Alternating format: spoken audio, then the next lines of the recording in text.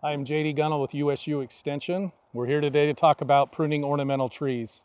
Behind us is a coral burst crabapple, and as you can see, it's a really nice shaped, beautiful spring flowering tree, but sometimes they get a little too thick in the middle. So we're here to open it up, let a little bit more light in, and get rid of some of the troubled branches. So the first thing you look at is anything that's dead or diseased, which this is a fairly healthy tree. But we do also want to look for branches that are crisscrossing on the same plane, open it up, because again, it does produce a lot more branches than it really needs. So we're going to come in, look for branches that are crisscrossing. This one's coming up through the center of the tree, so we're going to get rid of it.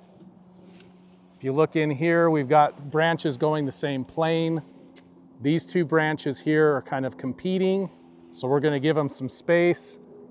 Give them some social distancing here so they can, again, the sunlight can enter into the tree and provide us more blossoms in the future. So most of the time after you've made a cut, the tree will tell you whether it was a good cut or not. Here at this cut that was made a couple years ago, you can see this swollen tissue that's coming around this wound.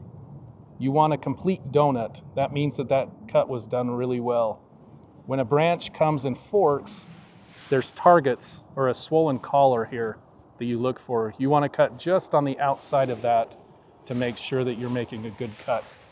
If you come in and leave a stub, that branch can't seal that wound over very well, and it's an entry point for disease. So you want to come in and make sure you can do a nice cut right on the outside of that collar. Another thing that can happen is if you leave too much tissue, you end up leaving some buds that are called latent or asleep buds that become problematic later, and they can pop and become branches where you don't really want them. So that's another thing that happens if you leave too much tissue. Here's another branch where it's coming onto the interior of the tree.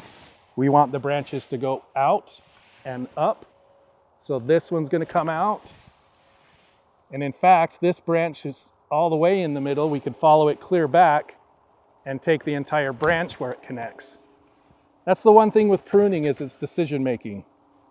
And it doesn't really matter which branches you take and leave, as long as you understand the concept that the sun needs to hit the interior of the tree. And you don't have to make all of the decisions in 1 year.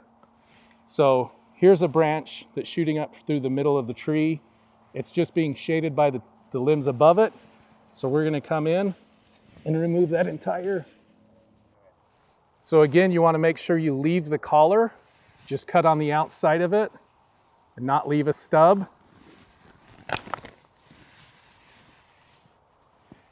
And so that will allow that wound will actually seal over within minutes.